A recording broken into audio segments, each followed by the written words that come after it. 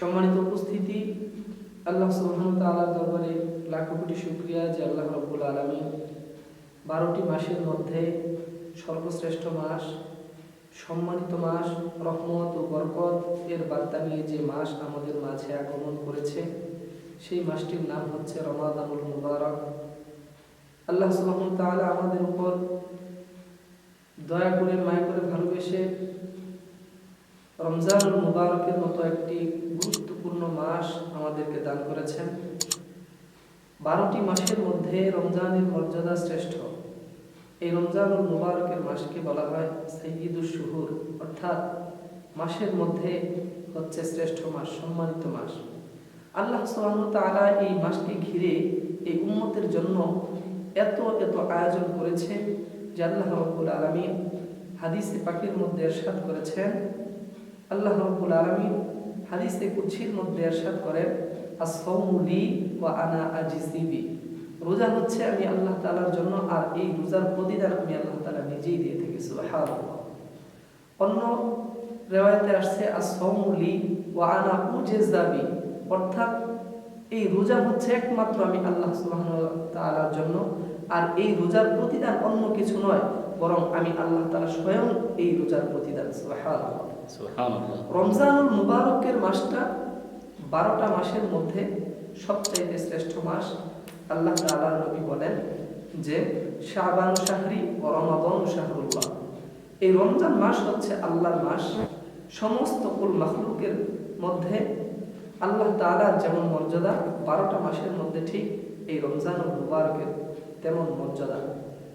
তো রমজান এই শব্দটি রমদুন ধাতু থেকে উদ্গত হয়েছে, যার শাব্দিক অর্থ হচ্ছে জ্বালিয়ে দেওয়া, পুড়িয়ে দেওয়া, ভস্ম করে দেওয়া। এখন প্রশ্ন আসে যে কি জ্বালিয়ে দিবে, কি পুড়িয়ে দিবে, কি ভস্মীভূত করে দিবে?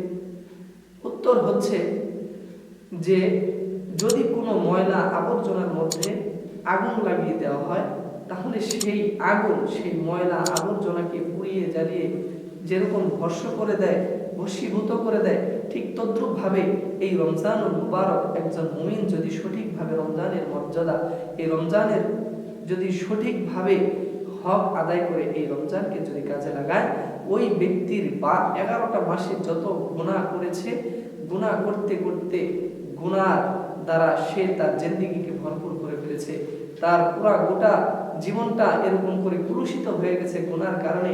তো এই রমজান আসার কারণে, এই রমজানের সম্মান করার কারণে, রমজানকে কাজে লাগানোর কারণে তার অতীত 11টা মাসের সমস্ত গুনাহকে জ্বালিয়ে পুড়িয়ে ভস্ম করে দেয়। সুবহানাল্লাহ। এবার আসুন, এই রমজান আল্লাহ তাআলা এমন একটি মাস, আপনারা কোরআনুল কারীমের মধ্যে খুঁজলে কোথাও এই 12টা মাসের 11টা মাসের কোনো মাসের নাম কোরআনুল কারীমের মধ্যে পাবেন না। কোথাও নেই শাওয়াল, শাবান, রজব, এই ধরনের কোনো মাসের কথা কোরআনুল কারীমের মধ্যে কোরআনের শব্দে এরকম করে আল্লাহ তাআলা বর্ণনা করেন নাই। কিন্তু রমজানকে এই মুমিনের সাথে পরিচয় করানোর জন্য, এই রমজানের এত সম্মান, স্বয়ং আল্লাহ তাআলা কোরআনুল কারীমের মধ্যে এই রমাদানুল মুবারকের মাসটার কথা আল্লাহ তাআলা উল্লেখ করে দিয়েছেন।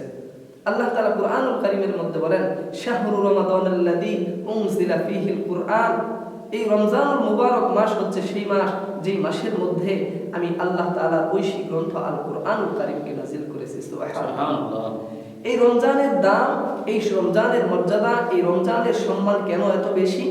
কারণ রমজান মাস, এই মাসটাও 30-29 দিনেই হয়। এরকম করে শাবান মাসও 30-29 দিনেই হয়, শাওয়াল মাসটাও ওই 30-29 দিনেই হয়। কিন্তু ওই রমজানুল মুবারকেও যেমন পূর্ব দিগন্ত থেকে সূর্য উদিত হয়ে পশ্চিম দিগন্তে সূর্য অস্তমিত হয়, ঠিক তদ্রূপ ভাবে অন্য মাসেও পূর্ব দিগন্ত থেকে সূর্য উদিত হয়, পশ্চিম দিগন্তে এরকম করে অস্তমিত হয়। আবহাওয়া সব কিছুই একই থাকার পরেও, দিনের গণনায় একই থাকার পরেও সমস্ত নিজাম ওই একই অন্য মাসেও যেমন রমজানুল মুবারক মাসেও তেমন ঠিক তদ্রুপভাবে থাকার পরেও কেন রমজানুল মুবারকের দাম বেড়ে গেল? একমাত্র কারণ হচ্ছে এই মাসের দাম বেড়ে যাওয়ার কারণ হচ্ছে এই মাসের মধ্যে আল্লাহ রাব্বুল আলামিন কোরআন কারীমকে নাযিল করে দিয়েছেন। সুবহানাল্লাহ। এই মাসের সাথে কোরআনের সম্পর্ক থাকার কারণে, কোরআনের একটা গভীর কানেকশন থাকার কারণে গোটা মাসটা দামি হয়ে গেছে। সুবহানাল্লাহ। কোরআন কত দামি, এই কোরআন যেমন দামি, এই কোরআনের সাথে যে জিনিসটাই লাগবে ওই জিনিসটাকে আল্লাহ তাআলা দামি বানায় দিবেন। যেমন কোরআনের সাথে একটা নিছক কাপড় যেটাতে আমরা কোরআনকে মুড়িয়ে রাখি, যেটাকে গিলাফ বলা হয়, সেই গিলাফেরও কেমন দাম বেড়ে যায়। এরকম করে মুফতিয়ানে কেরাম ফতোয়া দিয়েছেন। মাসআলা হচ্ছে যে কোরআনের সাথে যে গিলাফটা লাগে সেই গিলাফের কেমন দাম। এই গিলাফটা এরকম করে মানুষ যদি ময়লা হওয়ার পর পরিষ্কার করে ধয় সেই পানিটারও দাম বেড়ে যায়। সুবহানাল্লাহ। এই জন্য ওই পানিটা যত্রতত্র ফেলার অনুমতি এরকম করে ফুকাহাবিদগণ দেন নাই। এই পানিটাও ওই ফুল গাছের গোড়ে এরকম করে টপের মধ্যে দেওয়ার বিধান। কেন? কারণ কোরআন হচ্ছে আল্লাহর বাণী, আল্লাহর কালাম। এই কোরআনের সাথে গিলাফের সম্পর্ক, গিলাফের দাম বেড়ে গেছে। ওই গিলাফ ময়লা হওয়ার কারণে ওই ময়লা পরিষ্কার করার জন্য পানি ওই গিলাফের সাথে লেগেছে, ওই পানিরও দাম বেড়ে গেছে। সুবহানাল্লাহ। সুতরাং এই রমজানের সাথে যে নিজেকে সম্পৃক্ত করবে, যে নিজেকে এরকম করে লাগাবে, এই রমজানটা হচ্ছে কষ্টি পাথর। এই কষ্টি পাথর যেমন পাথরের সাথে লোহার সাথে লাগাইলে ওই কষ্টি পাথর এরকম করে পরশ পাথরের মতো, যে পরশ পাথরের ছোঁয়ায় লোহা পাথর স্বর্ণ হয়ে যায়, ঠিক তদ্রুপ ভাবে একজন গুনাহগার, একজন পাপী, এরকম করে কোনো বান্দা যদি এই রমজানের সাথে নিজেকে গভীর সম্পর্ক করতে পারে তো আল্লাহ সুবহানাহু ওয়া তাআলা এই রমজান নামক পরশ পাথরের ছোঁয়ায় ওই মানুষটাকেও এরকম করে দামি বানায় দিলেন। সুবহানাল্লাহ। তো এই মাসকে ঘিরে আল্লাহ রাব্বুল আলামিনের কেমন আয়োজন। আল্লাহ রাব্বুল আলামিন এরকম করে সমস্ত আসমানের দরজাকে আল্লাহ সুবহানাহু ওয়া তাআলা রমজানের প্রথম দিন চন্দ্র উদিত হওয়ার সাথে সাথে সমস্ত আসমানের দরজা ফতিহাত আবওয়াবাস সামা, সমস্ত আসমানের দরজাগুলোকে খুলে দেয়। সুবহানাল্লাহ। কেন খুলে দেন? কারণ হচ্ছে আল্লাহ রাব্বুল আলামিন পুরা মাস ব্যাপী রহমত বরকত নাজিল করার জন্য আসমানের দরজাগুলো খুলে দেন।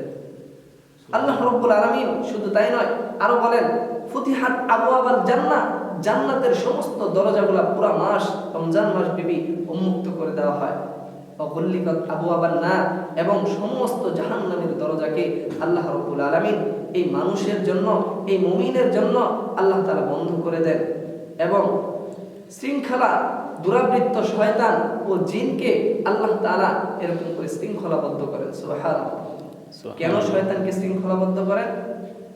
এই জন্য যে আমার বান্দা এই ব্যাপক আমলের মাসে আল্লাহ সুবহানাহু ওয়া তাআলা এই উম্মতের ব্যাপক আমলের মাসে আমল যেন নির্বিঘ্নে নিশ্চিন্তে বান্দা আমল করতে পারে, এই আমলের মধ্যে যেন কোনো বিঘ্নতা সৃষ্টি না করতে পারে।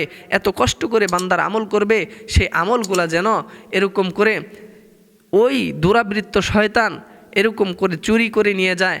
যেমন যেই জায়গায় বেশি লেনদেন হয়, বেশি টাকা পয়সার মুআমালা হয়, ওই জায়গায় দেখবেন এরকম করে চোর বাটপারের বেশি আনাগোনা থাকে, ঠিক কিনা?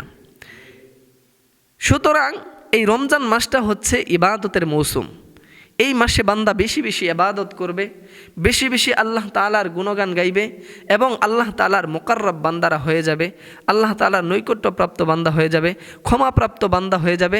সুতরাং আল্লাহ তাআলা কত মায়া আর ভালোবাসা নিয়ে এই বান্দাদের জন্য এত আয়োজন করলেন যে আমার বান্দারা যে আমলটা করবে, যেমন দুনিয়ার জমিনে টাকা পয়সা ছিনতাই করে নিয়ে যায়, এই জন্য ওই আমল চোর, ঈমান চোর শয়তান যেন বান্দাদের আমলকে, বান্দাদের নেকের কাজে এরকম করে নেকিগুলা চুরি না করতে পারে, এই জন্য এরকম করে শয়তানকে শৃঙ্খলাবদ্ধ করে সেই সমুদ্রের মাঝখানে এরকম করে নিক্ষেপ করেন।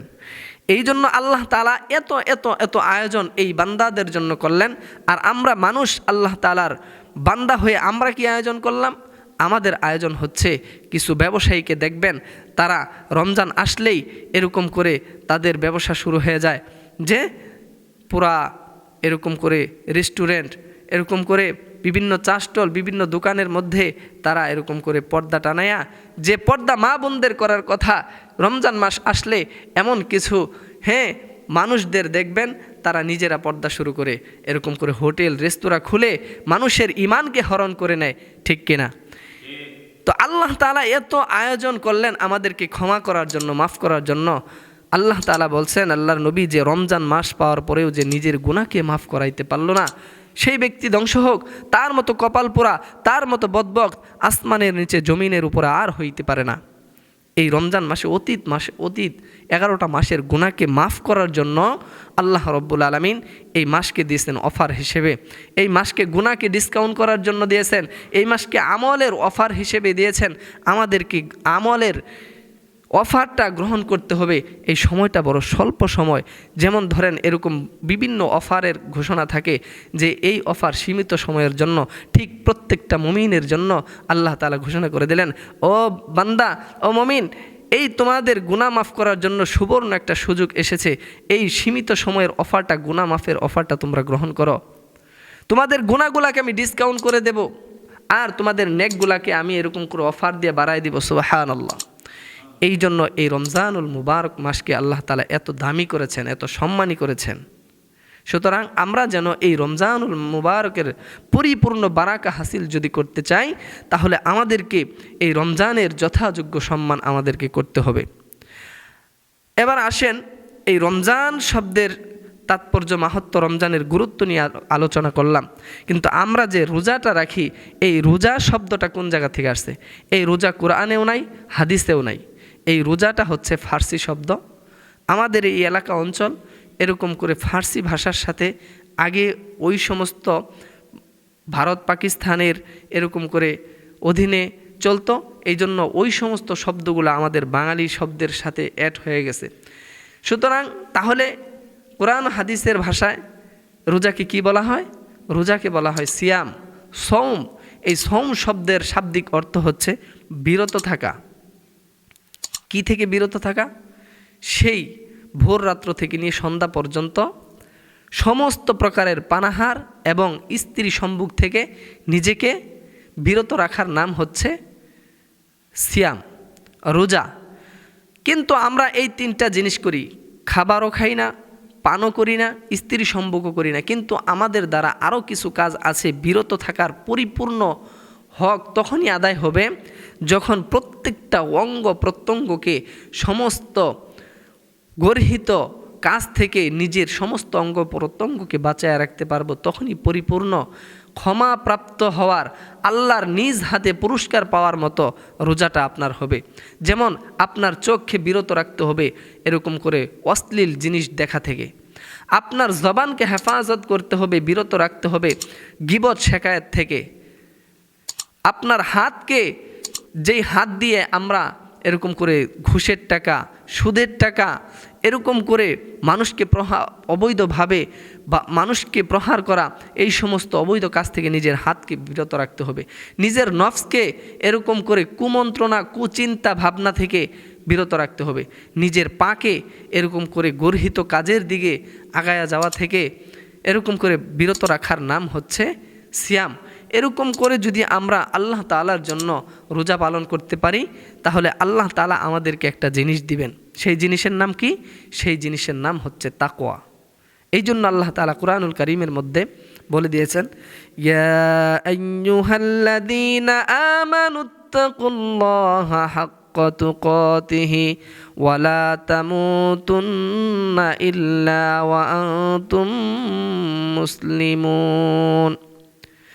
يا أيها الذين آمنوا كتب عليكم الصيام كما كتب على الذين من قبلكم لعلكم تتقون। আল্লাহ সুবহানাহু ওয়া তাআলা এখানে কি বলতেছেন? ইয়া আইয়ুহাল্লাযীনা আমানু, হে ঈমানদারেরা, হে আমার বন্ধুরা, তোমাদের উপর আমি রমজানের রোজাকে ফরজ করেছি। রমজানের রোজাটাকে আমি তোমাদের উপর ফরজ করেছি। আমি তোমাদের উপর জুলুম করি নাই, আমি তোমাদের কষ্টসাধ্য কোনো বিষয় চাপায়া দেই নাই। আল্লাহ তাআলা সান্ত্বনার বাণী শোনাচ্ছেন, কামা কুতিবা আলাল্লাযীনা মিন ক্বাবলিকুম। সুতরাং তোমরা একাই এই কষ্টসাধ্য বন্দিগি তোমরা করতেছো, বিষয়টা এরকম নয়। বরং তোমাদের পূর্ববর্তী সমস্ত উম্মতগণের উপরে আমি এই রমজানের রোজা এরকম করে যার যার শরীয়ত অনুযায়ী প্রত্যেক জামানায় প্রত্যেক পয়গম্বরের উম্মতদের উপরে আমি আল্লাহ তাআলা এই রোজাকে ফরজ করেছিলাম।